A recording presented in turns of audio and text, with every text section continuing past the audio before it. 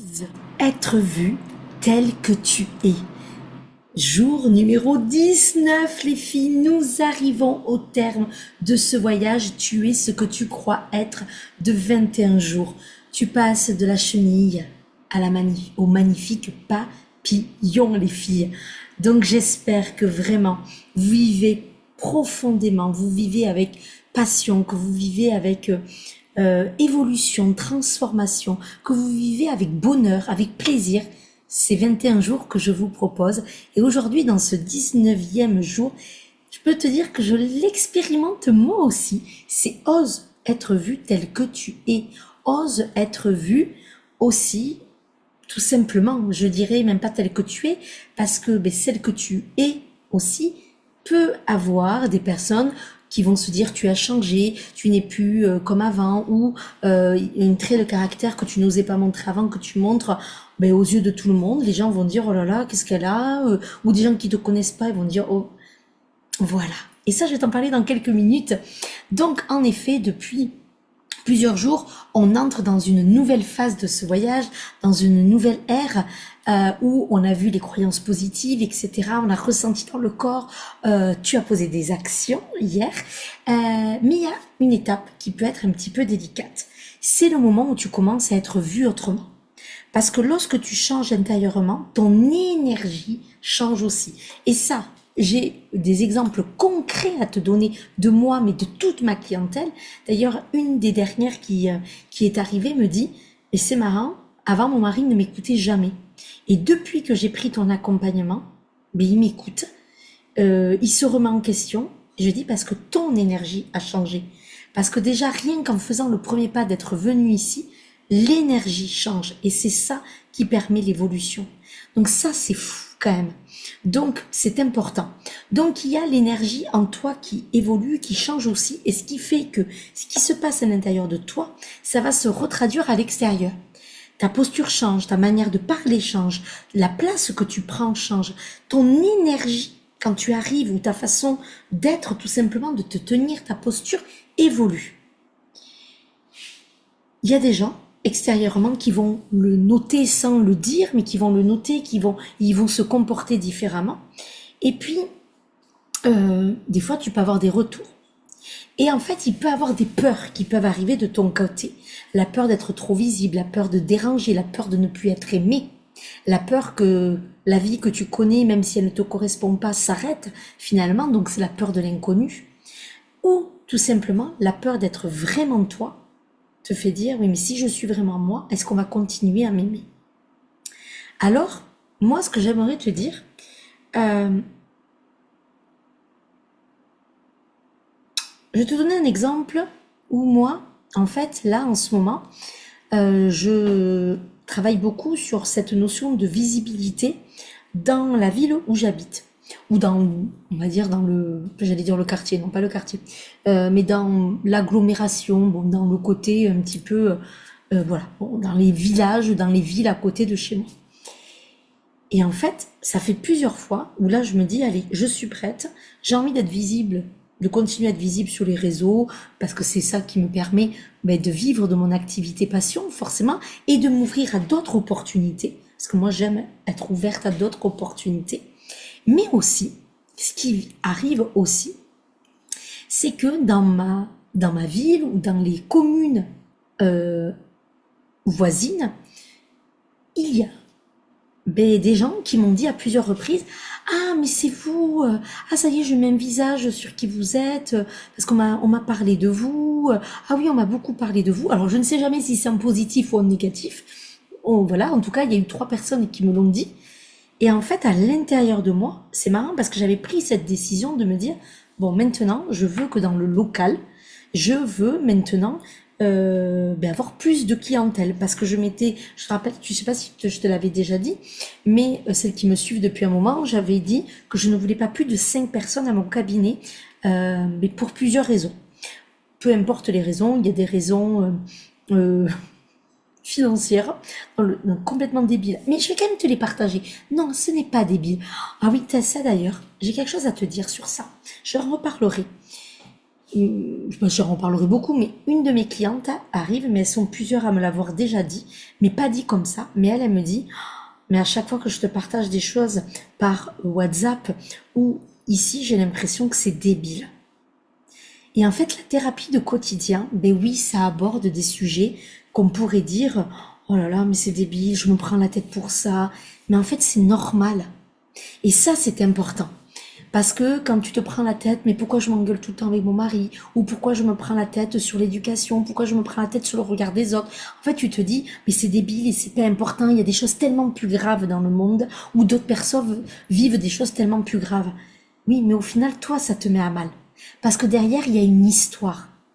Il y a quelque chose à aller mouvoir, à aller modifier, à aller entendre, à aller rassurer. Et c'est ça qu'on va voir. Donc oui, tout ce qui te paraît débile ne l'est pas.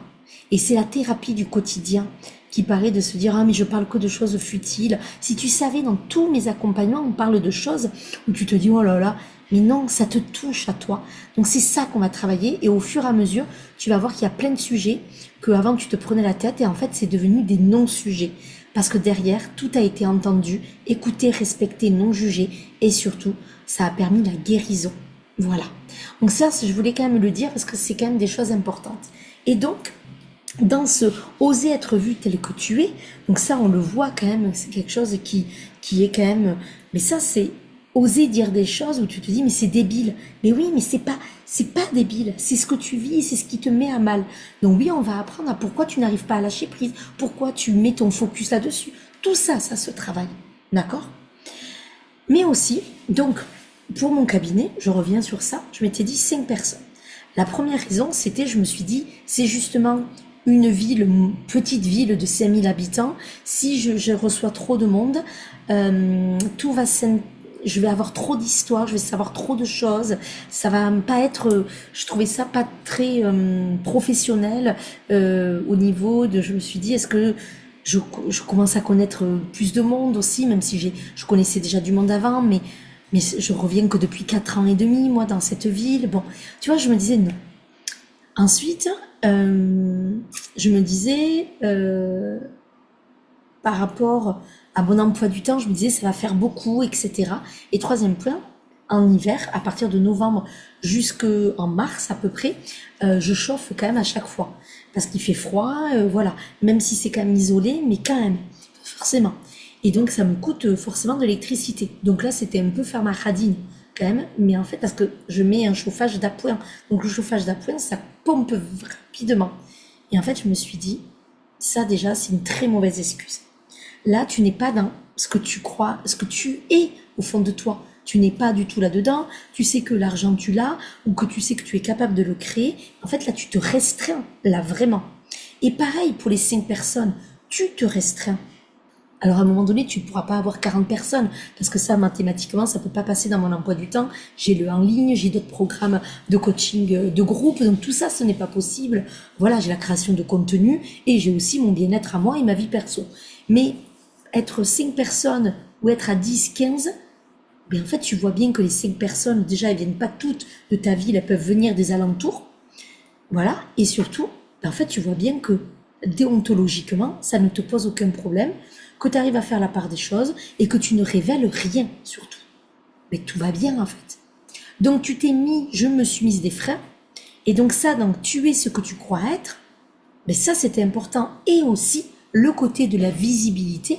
Et qu'est-ce qui se cachait au côté de la visibilité? Et ça, je vais te le dire, et ça, c'était l'angle mort que je ne voulais pas voir et que je me racontais des excuses pour me dire déontologiquement, le chauffage ça coûte, bon, bref, la vie de famille, etc. Alors que c'est un cabinet qui est à part, c'est une dépendance qui est à part de la maison, donc ça ne pose pas de problème en soi, d'accord?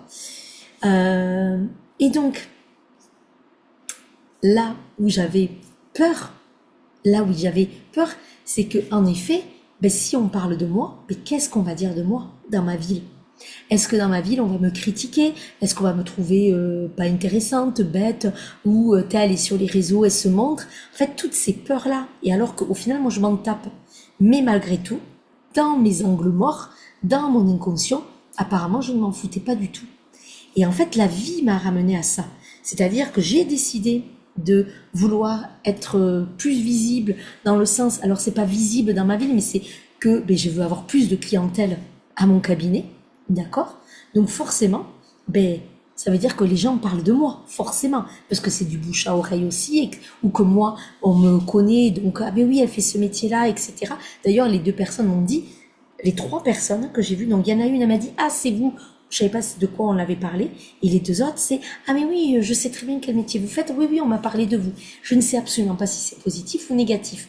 Mais dans ton cerveau, tu te dis, comme par hasard, quand je m'ouvre à ça, l'univers m'envoie ce genre d'épisode pour voir comment moi je me place, comment moi je travaille avec ça. Et là, c'est de moi à moi, ça n'a rien à voir. Et surtout, c'est de se dire, ben, si les gens parlent de moi, tant mieux. Qu'on parle de toi en bien ou en mal, ben forcément, tu as plus envie qu'on parle de toi en bien. Mais au final, si les gens parlent de toi en mal, ben c'est qu'ils te connaissent pas. Parce que toi, tu sais qui tu es. Tu sais pourquoi tu fais ce métier. Tu sais pourquoi tu défends tes valeurs. Et autre histoire au volet, récemment, il y a eu des supporters de l'équipe adverse qui ont été pas... ils n'ont pas insulté, ils n'ont pas été... mais ils ont été avec des propos très ils ont chambré. Chambré, ça veut dire qu'ils se sont moqués de l'équipe de ma fille quand elle loupait quelque chose. C'est le jeu, c'est le sport. Moi, je trouve que c'est de l'anti-sport. Et surtout, ce sont des ce sont des filles, pas des gamines, ce sont des joueuses de 16-17 ans qui jouent contre des équipes adultes. Ça veut dire que certaines ont 5, 10, 15, 20, 30 ans d'expérience, parce que c'est un niveau senior départemental dans lequel elles jouent leur équipe. Et que, ben, en fait, il y a aussi des filles de leur âge, mais il y en a très peu en général. Et donc, en fait, forcément, que ben, elles perdent, forcément, mais elles sont toujours là, elles ont énormément progressé, elles ont appris sur leur mindset, elles ont progressé techniquement dans le jeu, dans leur état d'esprit, dans plein de choses. Et entendre des jeunes joueurs de l'équipe adverse, des garçons se moquer, 21 ans, en non-verbal verbal, moi, je me suis battue et j'ai dit que c'était pas très respectueux. Et un des garçons est venu pour nous dire en quoi je n'ai pas été respectueux. Il est arrivé très sûr de lui, un aplomb assez spectaculaire. Il travaillait dans la police. Ben, en effet, ça m'étonne pas parce qu'au vu de son aplomb, et tant mieux parce que c'est important dans la police de ne pas se laisser malmener parce que voilà. Donc ça, c'était plutôt bien. Et puis moi, j'ai trouvé qu'il avait eu des cojones de venir, mais moi non plus, je me suis pas laissé faire et les autres parents non plus. C'est moi qui ai beaucoup parlé. Et en fait, ça m'a ramené. Alors, je lui ai expliqué que c'était... alors, le verbal, j'entendais pas trop ce qu'il disait, mais apparemment, d'autres personnes ont bien entendu, et c'est bien ce qu'on pensait, c'était surtout le non-verbal. Donc, on s'est quand même un petit peu... on a eu des mots, quand même, ça s'est très bien fini. Mais je crois qu'ils ont toujours pas compris, malgré tout, parce que le match après, avec les seniors, mais comme c'était des adultes, ils ont continué. Bon, bref. Ça, c'est de l'anti-jeu pour moi. Tu soutiens ton équipe, mais tu ne déstabilises pas l'autre équipe, sauf en la déstabiliser en chantant, en encourageant ton équipe, mais pas en disant allez, t'es nul. Ou il disait pas t'es nul, mais vous voyez, c'était ah oui, belle attaque, d'un air de dire tu l'as mise dans le filet. Hein. En fait, c'était que ça. Et au bout d'un moment, ben, les filles, certaines entendaient et tu voyais que ça montait, qu'elles étaient agacées. Donc ça aussi, elles apprennent. Mais je trouve que c'est de l'anti-jeu. Et ça, dans mes valeurs, moi, de respect, ce n'est plus possible. Et c'est ce que j'ai expliqué à d'autres parents de l'équipe adverse que je connaissais. Certains, mais ils n'avaient pas entendu.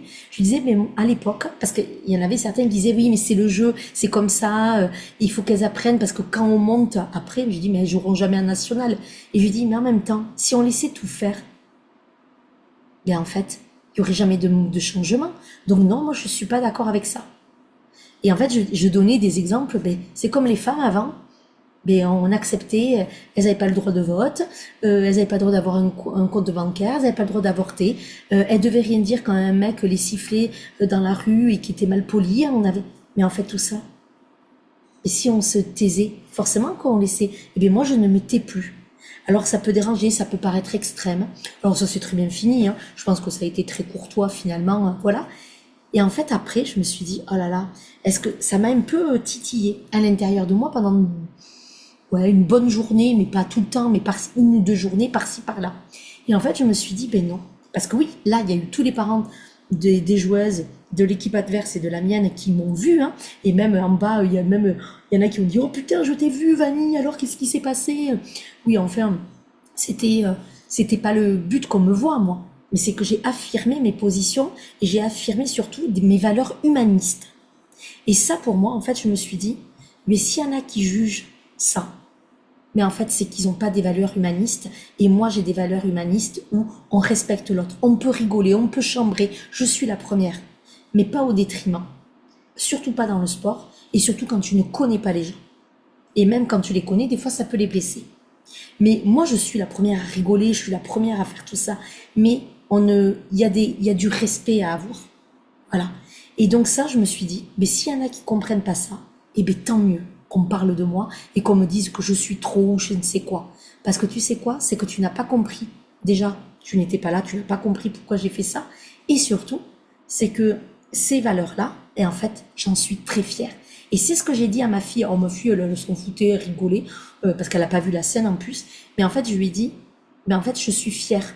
Et ma maman avait fait la même chose il y a plusieurs années, quand je suis partie au Japon avec mon lycée, et une des profs, qui n'était pas ma prof d'histoire géo à moi, ma mère était intervenue en me disant que elle comprenait pas, puisque elle partait en voyage aussi avec les élèves pendant 15 jours, on revenait le vendredi, et elle disait qu'elle comprenait pas pourquoi elle mettait une évaluation d'histoire géo dès le lundi, sachant que toute cette plus de 20 ou 30 élèves n'allaient pas pouvoir bosser pendant le voyage et que en fait ils arrivaient, ils allaient être, c'était pas juste quoi, qu'elles le mettent quelques jours après, ok, mais pas dès le lundi, alors qu'ils rentrent d'un voyage de 15 jours où c'est fatigant, il y a le décalage horaire.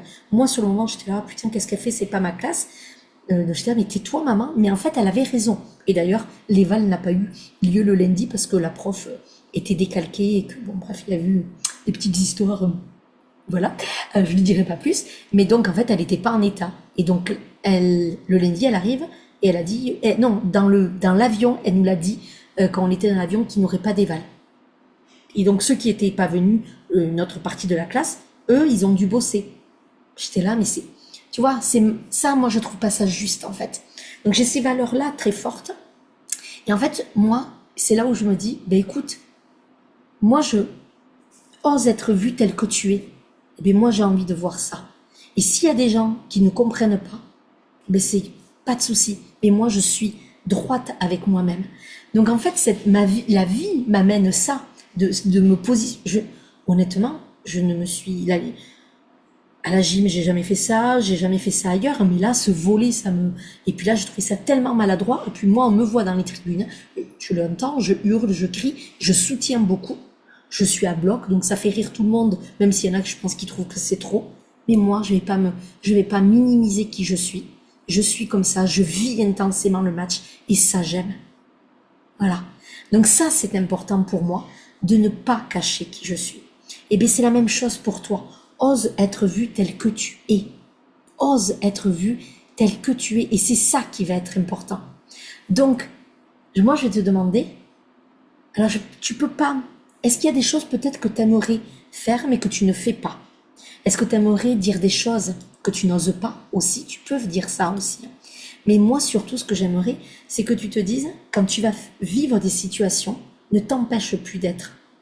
Ne t'empêche plus de parler, ne t'empêche plus. Alors peut-être que des fois, la manière, le fond sera bon parce que peut-être que la forme sera pas idéale.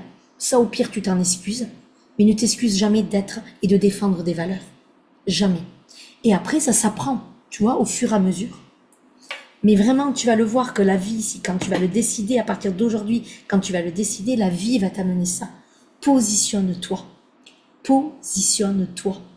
Et je vais te raconter une autre histoire. Je te raconte beaucoup d'histoires parce qu'il y a beaucoup de petits trucs.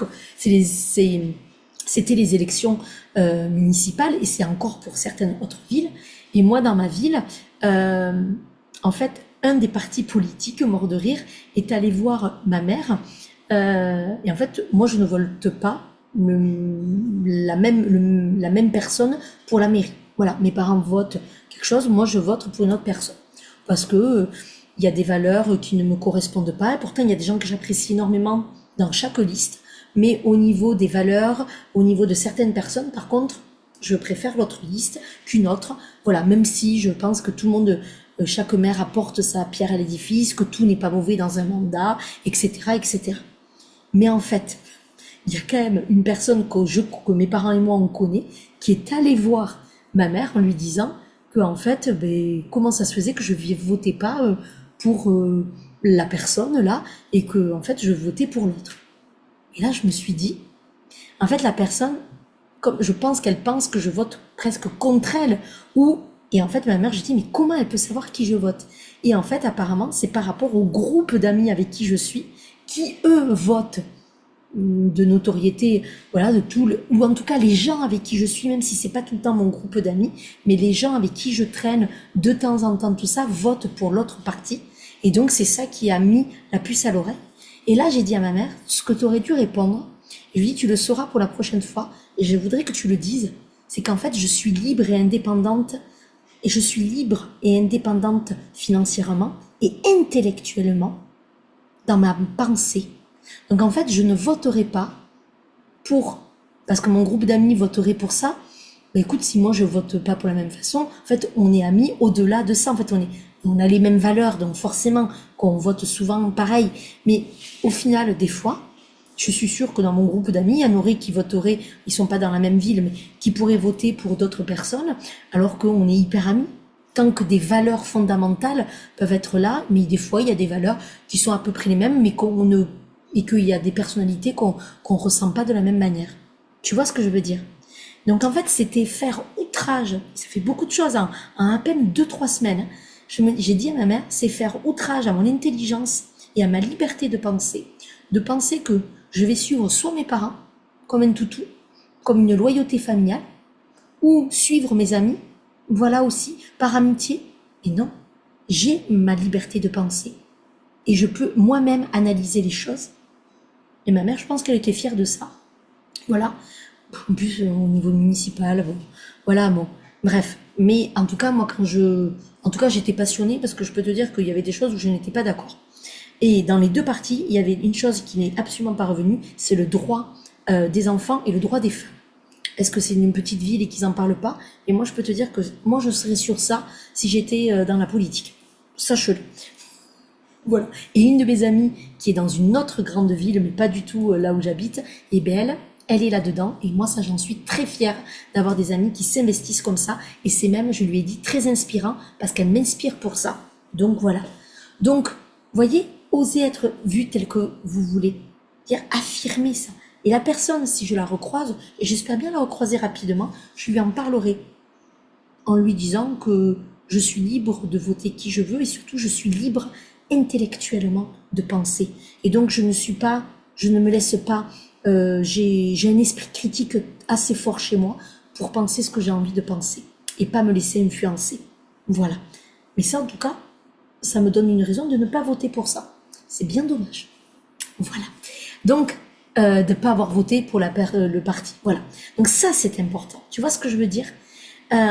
Donc, ose être vu tel que tu es, mais vraiment, affirme-toi.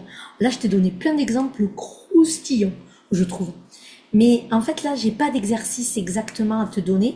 C'est pour ça que je voulais te partager mon expérience, parce qu'en fait, c'est dans la vie que tu vas voir. Et moi, c'est venu naturellement à partir du moment où j'ai décidé autre chose. C'est-à-dire, j'ai décidé que là, j'allais être visible et que je voulais vraiment avoir plus de monde dans mon cabinet en présentiel. Et oui, et ça peut déplaire, je peux déplaire à des personnes, et c'est ok. Et tant mieux si je ne plais pas à tout le monde. Parce qu'on n'a peut-être pas les mêmes valeurs, la même façon de penser. Est-ce que c'est bien, est-ce que c'est mal? Non. Mais en tout cas, ce n'est pas dans... Voilà.